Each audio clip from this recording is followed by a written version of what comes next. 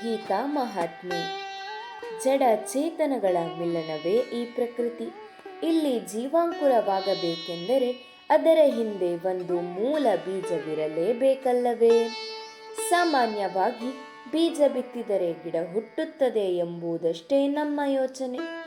ಆದರೆ ಸೂಕ್ಷ್ಮವನ್ನು ನೋಡಿದರೆ ಇಡೀ ಮರದಲ್ಲಿರುವ ಗುಣಗಳೆಲ್ಲವೂ ಸಣ್ಣ ಬೀಜದಲ್ಲಿ ಸುಪ್ತವಾಗಿದ್ದು ಮೊಳಕೆಯ ಮೂಲಕ ವ್ಯಕ್ತವಾಗುತ್ತದೆ.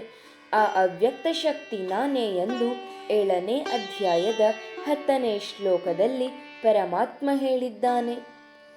ಬೀಜಂ ಮಾಂ ಸರ್ವಭೂತಾನಾಂ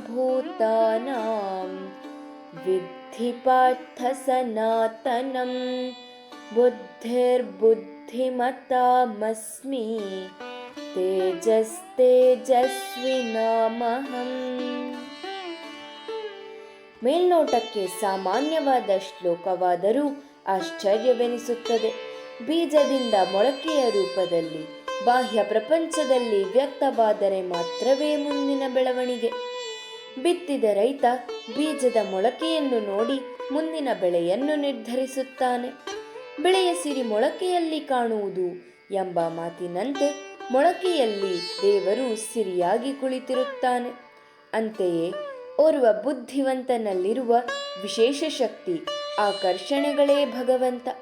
ನಮ್ಮ ದೇಹದಲ್ಲಿ ಅವ್ಯಕ್ತವಾಗಿದ್ದುಕೊಂಡು ಸಮಯಕ್ಕೆ ಸರಿಯಾಗಿ ಅವನು ಹೊರಗೆ ವ್ಯಕ್ತವಾಗುವಂತೆ ಮಾಡುವವನೂ ಭಗವಂತ. ಚೆನ್ನಾಗಿ ಗಮನಿಸಿದರೆ ಮಾತ್ರ ತಿಳಿಯಬಹುದಾದ ಅದ್ಭುತ ಸೂಕ್ಷ್ಮ ಇದರಲ್ಲಿ ಅಡಗಿದೆ. ಕೆಲವು ವಿಷಯಗಳು ಯಾರು ತಿಳಿಸಿ ಹೇಳದೇ ಇದ್ದರೂ ಚೆನ್ನಾಗಿ ಅರ್ಥವಾಗುತ್ತದೆ. ಏನು ಕೇಳಿದರೂ ಎಲ್ಲಿ ಕೇಳಿದರೂ ಸಮರ್ಪಕವಾಗಿ ಉತ್ತರಿಸುವ ಸಾಮರ್ಥ್ಯ ನಮ್ಮಲ್ಲಿ ಇರುತ್ತದೆ.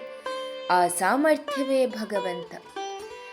ಒಂದು ವೇಳೆ ಸೂಕ್ತ ಸಮಯಕ್ಕೆ ಬುದ್ಧಿಯ ರೂಪದಲ್ಲಿ ಭಗವಂತ ಸಹಾಯ ಮಾಡದೇ ಇದ್ದರೆ ಬುದ್ಧಿವಂತಿಕೆ ಮೆದುಳಿನಲ್ಲಿ ಇದ್ದರೂ ಹೊರಗೆ ವ್ಯಕ್ತವಾಗುವುದಿಲ್ಲ. ಅದು ನಿಷ್ಪ್ರಯೋಜಕವಾಗುತ್ತದೆ. ಕೆಲವರನ್ನು ನೋಡಿದಾಗ ನಾವಾಗಿ ಎದ್ದು ನಿಲ್ಲುತ್ತೇವೆ. ಅಷ್ಟು ಗೌರವ ಭಾವ ತಾನೇ ತಾನಾಗಿ ಬಂದು ಬಿಡುತ್ತದೆ. ವಿಶೇಷವಾದ ಪ್ರಕಾಶವನ್ನು ಅವರ ಮುಖದಲ್ಲಿ ನಾವು ಕಾಣುತ್ತೇವೆ. ಅಂತಹ ತೇಜಸ್ವಿಗಳ ಕಣ್ಣಿನಲ್ಲಿರುವ ತೇಜಸ್ಸು ಕೂಡ ನಾನೇ ಆಗಿದ್ದೇನೆ ಎಂದು ಶ್ರೀಕೃಷ್ಣ ಹೇಳುತ್ತಾನೆ. ಒಟ್ಟಿನಲ್ಲಿ ನಮ್ಮೆಲ್ಲರಲ್ಲೂ ಅವ್ಯಕ್ತವಾಗಿ ಬೀಜ ರೂಪದಲ್ಲಿದ್ದು ಸಮಯ ಸಮಯಕ್ಕೆ ನಮ್ಮ ಪ್ರಕಾಶವನ್ನು ವ್ಯಕ್ತವಾಗಿಸುವ ಆ ಭಗವಂತನಿಗೆ ಸದಾ ಋಣಿಯಾಗಿರೋಣ. ಹರಿ ಓಂ.